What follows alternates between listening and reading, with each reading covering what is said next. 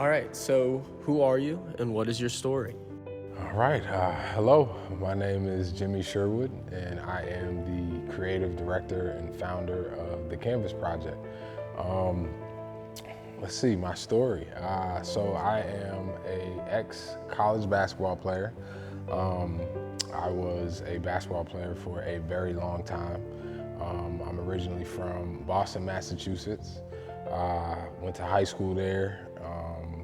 Did a little bit, a year of prep school, and then ended up going to school in Pittsburgh, Pennsylvania, where I was able to start off playing basketball for Duquesne University.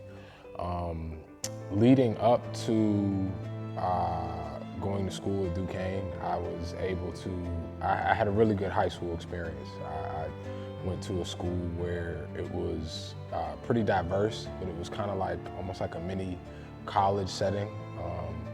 Had really good sports teams, and it was a huge emphasis on education. So, by the time I got to college and had to kind of balance the aspect of, school and basketball, it wasn't super difficult for me.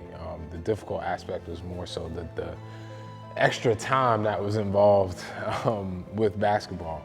Um, One thing I guess I would say about myself as well, leading up to that point, is I've kind of always been like a business, entrepreneur-minded individual. I was always into, I had like little side jobs, try to cut grass for neighbors, rake leaves, being from Boston, shovel snow, things like that. But I was always active, outside of basketball and into, a lot of other things. Pretty pivotal moment in my life. First year I was at Duquesne, actually summer, so probably like, I think like 2 months in, 3 months in, something like that. There was a crazy situation that actually happened with a shooting that was on campus, and me and the whole basketball team, we were actually coming from an event on campus, and one of the craziest things about that story is everybody survived, which is awesome, but 5 of my teammates got shot, and one of them was standing right next to me, and he actually took, it was kind of crazy, he took 2 bullets to the head and survived, ended up still getting his college degree. But that was a crazy moment for me because it helped me realize that, life was 100% about a lot more than just basketball. It taught me to really try to go hard and work hard, every single day, because you never know, what day might be your last. But I think just cherishing every moment and really kind of, I think that was a big moment for me that taught me to keep going. As I got through college, I actually ended up transferring twice, due to kind of more so like coaching changes and a few things that just didn't work out. But I was able to still, get a college degree, finished out, having a great college basketball experience.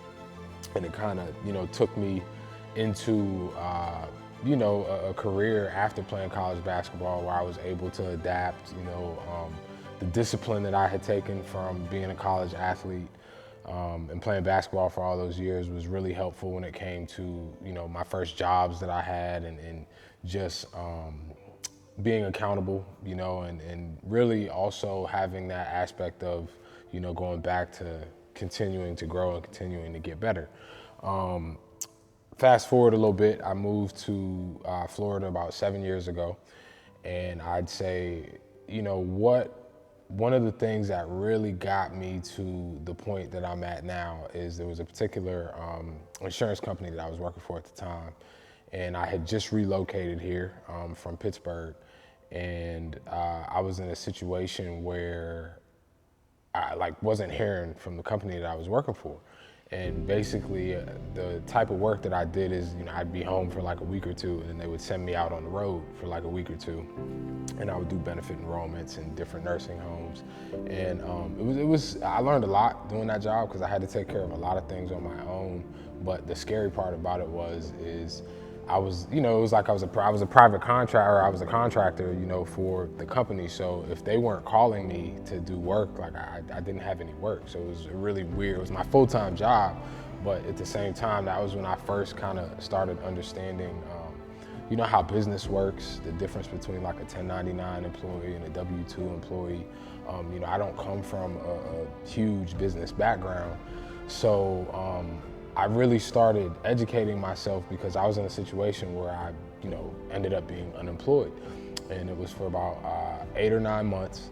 There were, some things that I think if I had, more business experience and more understanding, like if I go back to when, I was in school playing college basketball, or even in high school, in high school, a lot of us knew we wanted to go to college. When I was in college, a lot of us knew we wanted to get jobs or maybe play basketball after college. But, I didn't have anybody that necessarily was telling us, you have to go to job fairs, you have to work on a resume, you have to do this, you have to do that. And what happened was, I think when I was going through this time of uncertainty and unemployment when I had first moved to Florida, I could kind of start to tell that there was a lack of, I had the drive and the hard work, but there was a lack of understanding for certain things simply because of, you could maybe say my environment in certain situations.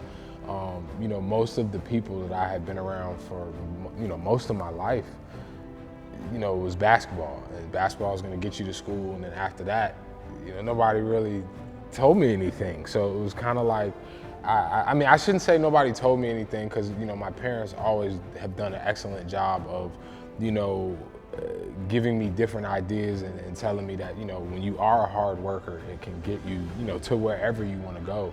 But I think as far as like, having a business mentor or somebody that, could tell me like, this is what you're good at outside of basketball. This is what the things, the skill sets that you have outside of basketball. I never sat down and until I was forced to, and looked at those things about myself, or how can I improve myself, or, things of that nature. So when I was going through this time of, unemployment and really didn't know what to do, I basically spent the time to educate myself on business, know that whatever job that I took, after that point was going to be something that was going to be a vehicle to help me start my own business, or create something that would help youth or people younger than me to not go through some of the same things that I went through. And it's funny because now there's a lot of people that I've connected with, years later, after college, after high school, some after middle school, people, I've connected with that have seen what I'm doing and what we're doing with, the Canvas Project, and have reached out, or we've reconnected, because it's like, oh wow, that's crazy. Like, it's good to see, that you're doing this. Or because I think one of the biggest chips on my shoulders has been, after being an athlete, nobody expects you to do anything. Like, especially if you're not playing that sport professionally. I think that's a huge piece that a lot of people don't talk about, that doesn't get talked about. So it's kind of like, especially for college athletes, if you move on and you are like okay and like thriving, and like people still see you, it's kind of like, oh, what are you doing now? And it's like, I have a job just like you. Like, what do you mean? So that's always been a big thing for me, is to like not prove to people, but to prove to myself, like, I'm more than an athlete. Like, I'm more than just this guy that played basketball for years and could be looked at as I think a lot of times there's this stigma with athletes, athletes being dumb. Like, no, believe it or not, most of us are not dumb, we're just tired. Like, we're just tired. Like, having to walk, I remember going to school in Pittsburgh and having to walk up these hills after practice. And there was definitely some days where I was like, yeah, these hills are not gonna see me today. And it wasn't about not wanting to learn. We just didn't have golf carts on campus that could get us a ride to class. So, yeah, no, I'm definitely thankful to be where I am today. And I think it's a responsibility of myself, the fact that I am still here today, to make sure that I pass that on to, people that are younger than me, and hopefully trying to, get to the next level. But, fast forward to now, I couldn't be happier. We've had this company for 6+ years, almost 7 years. It's evolved in many ways. We started out just painting custom shoes and supporting art and education, and working with kids in the community. Obviously, throughout the last 6 years, we've had like the pandemic. We've had a lot of changes just kind of in economics here, not only in this country but in the world. So we've tried to adapt as a company and have done more. We teach and get involved with the youth virtually as well as in person, because before it was just in person, and when the pandemic happened, we had to shift to virtually. But that was cool because it allowed us to connect with more youth, across the country. Last year, we actually got heavy into the NFT and the Web3 space, which has been amazing for us because that gives us the opportunity to continue to give back, but in different ways, whether it's through people having art, whether it's through, us doing custom sneakers and people getting NFTs, with their custom sneakers. And I think the biggest thing is that, I really enjoy, and it's crazy, like I said earlier, to see how things evolve.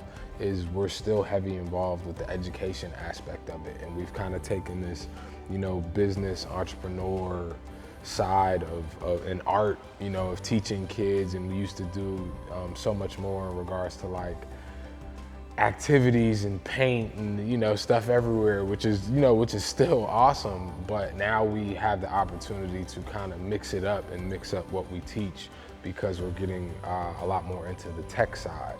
And the tech side allows us to kind of come up with, more strategies to teach art, to teach the students that, through technology that leads to business and art. And then there's ways that you can actually, make money from things that you might not have thought you could make money from.